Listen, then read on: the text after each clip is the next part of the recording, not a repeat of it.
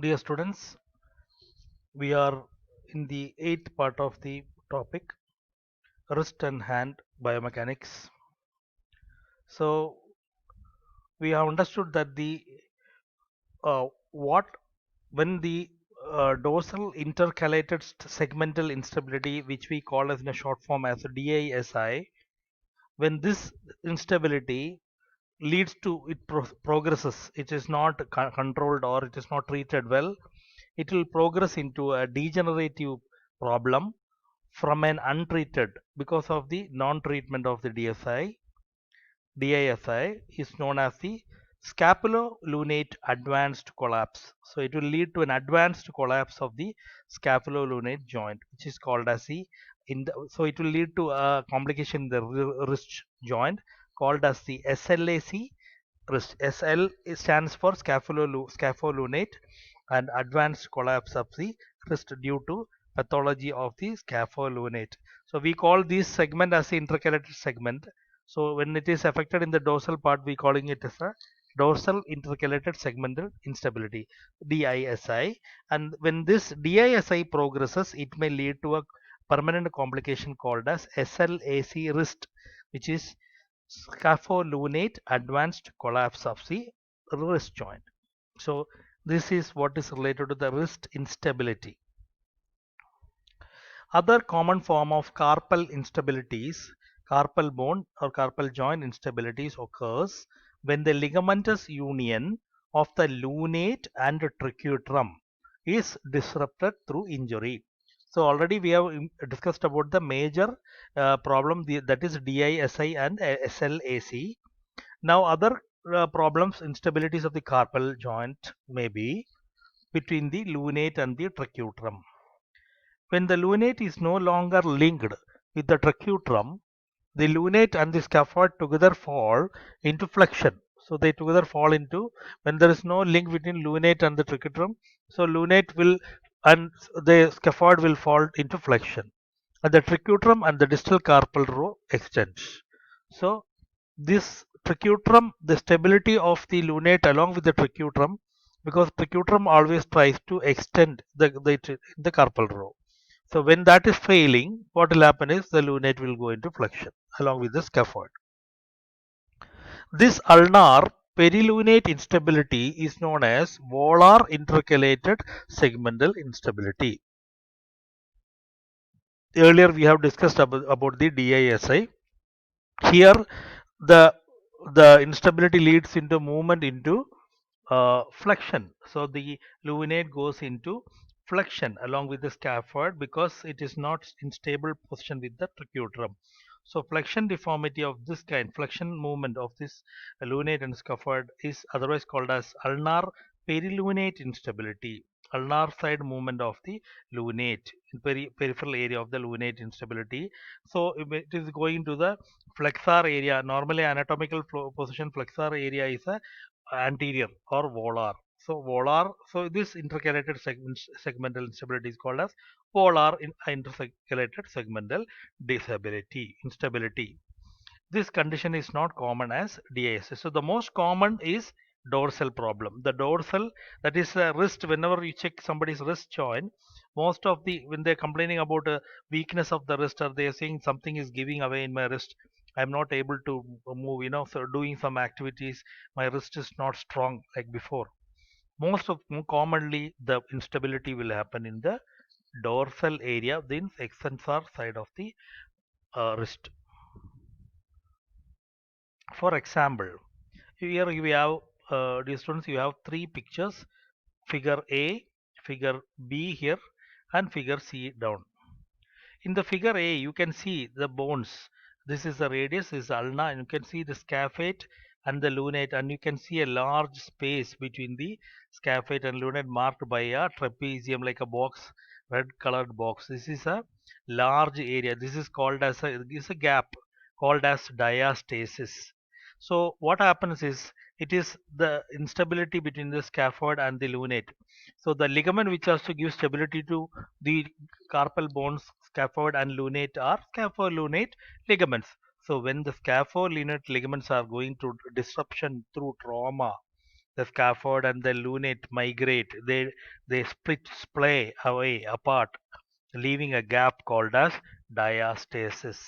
This gap is called any throughout the body. Whenever there is a splitting or parting of structures, we call it as diastasis. So here the diastasis of scaphoid lunate bone happens. So this is another kind of instability. So in the figure B, here you can see that in the figure B, the dorsal intercalated segmental instability results in. So here we are talking about the DISI. What is resulting into dorsal tilt of the lunate. Shown, so lunate bone will tilt into the dorsal area to the extensor area of the wrist, uh, and a less as well as less evident volar tilt of the scaphoid and capitate. So scaphoid and capitate will move into a volar tilt, and the lunate will move in towards the dorsal. So lunate will be more palpable on the extensor side of the wrist joint, that is a dorsal. So this is called as DISI, which we already discussed. Now finally what we discussed was the SLAC, when the DISI is continuing. So here this is shown in a AP view, anterior posterior posterior anterior view, which you are seeing. Here we are seeing in a lateral view. Here you can see that the what is happening here, because of this continued DSI progressing, what will happen is the migration of the capitate proximally and erosion of the radio scaphoid and capitate lunate joints. So migration of the capitate, which is a what we call as the keystone of the keystone of the wrist joint. See how it is migrating, totally migrated. It should be present inside, and well, like in a keystone here, this person should be here in this area, but it has moved too much away. Normally all the biomechanical position of the joint is gone. So see how the lunate, which should have been, so if the capitate would have been down here, the lunate should have been positioned somewhere here. Okay, now everything is moved. Lunate came down, capitate moved forward. So all the joints, all the radioscaphoid, capital lunate joints, all joints are disrupted. This is a non recoverable deformity. This is called as SLAC, scapholunate advanced collapse. Okay, dear students, we have completed the instability area of the carpal joint, that is a wrist joint. Now we are into the wrist muscles of the wrist. Now, if you complete the muscles of the wrist, we'll be completing most of the biomechanic area related to wrist. Then we will move on to very important area, the most complex, biomechanical functional unit of the body, that is the hand. So that is a major area. So today, now we will go through the muscles of the wrist complex and try to understand the biomechanical aspects of that, and then we will in the next sessions we will go to the hand. So the muscles of the wrist complex, the primary role of the muscles of the wrist complex is to provide a stable base for the hand while permitting positional adjustments that allow for an optimal length tension relationship in the long finger muscles. So before studying about to understanding about the muscles of the wrist complex, we have to understand that the wrist complex is, what is the role of the wrist complex.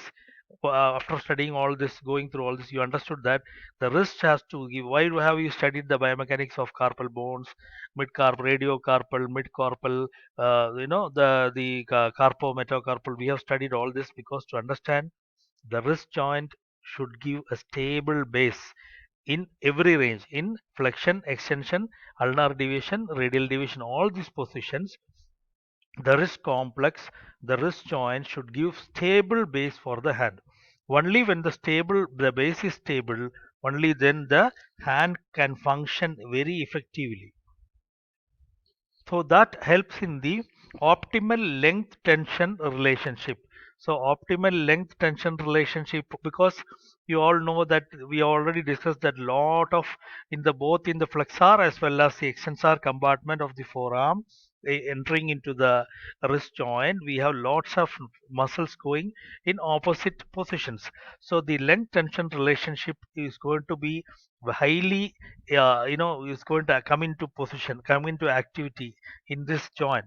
So the wrist joint has to maintain a optimal length tension relationship. Information on a muscle's cross-sectional area and length of momentum will help facilitate understanding a muscle specific action, force and torque potential. So in order to in the understanding the biomechanics of the muscles of any joint, what we are need to understand what we call as the cross sectional area. The cross sectional area of the muscle, so according to the bulk of the muscle, the length of momentum, how the momentum of the muscle is acting, whether the muscle tendon is away from the axis, increased momentum or decreased momentum. So that will help you to understand the specific actions of muscle in each area, in each angle, how they generate force, and what are the potential capabilities to increase the torque, that is the rotational force generation. So these are the aspects one has to look into the when he or she studies the muscles of the biomechanics of any muscles, especially in the wrist joint, because it is having a role in maintaining the optimal length tension relationship of the long finger muscles, including long finger flexors and long finger extensors. Now we will go into first into the volar wrist musculature. Volar means anterior. Anterior means naturally which muscles are there? Flexor muscles. So six muscles have tendons causing. So here we are not talking about just in the wrist area, which are the muscles which are acting, crossing. So six muscles have tendons, not the muscle bulk, the tendons crossing the volar aspect of the wrist and therefore are capable of creating a wrist flexion movement. Because they are present in the anterior part when they are contracting, they will have to create a wrist flexion movement. Six muscles, volar wrist musculature creating wrist flexion movement. Students, you have to remember we are in the wrist joint still now. So we are not talking about the hand. We are only concerning about the wrist. What are these muscles doing in the wrist? Even though these muscles have a different role in the fingers, we are not going to discuss that here. We will discuss that in the in the coming sessions. So dear students, you can see the picture, the volar aspect of the forearm and showing the wrist joint here. This area is the wrist joint area, and then you can see the thenar, the hypothenar areas. And here we are mostly concerned about the muscles or structures which are tendons of the muscles which are going to cross the wrist joint, and other also the other important structures. You can see the palmaris tendon. See the palmaris longest tendon, which is this tendon. See, palmaris longest tendon is already labeled here, and along on the medial side, yellow is a nerve, yellow colored. You can see the ulnar nerve, and you can see the centrally placed median nerve. Okay, and you can see the palmaris longest tendon coming and attaching and related to the flexor retinaculum and the transverse carpal ligament, which is colored in the white color, almost like a pinkish white color here. Then you can see that on the medialis border you have the flexor FCU, which we have studied already, which covers the pisiform bone, which is already we have studied very important activity in ulnar deviation. Flexor carpi ulnaris tendon on the most medial part, and in the middle part, just lateral to the palmaris tendon, you have the flexor pollicis longus tendon, flexor carpi radialis more lateral to flexor pollicis longus tendon, and then you have the flexor digitorum superficialis as FDS, what we call tendons also here you can see. And then sorry, because this is what we are seeing in the superficial view, we cannot see the deep muscles. So here in the whole structure you can see in the dorsal view, you can see the dorsal view in a cross sectional view. It's a cross sectional view. This is a superficial anterior posterior view. This is a cross sectional view, and you can see when it is cut like this, you can see the carpal bones also positioned. So here you can see how the deep muscles are kept inside the flexor retinacula. You can see the whole covering, which is what we calling as the transverse carpal ligament, which is covering the area. You can see the superficial tendon of this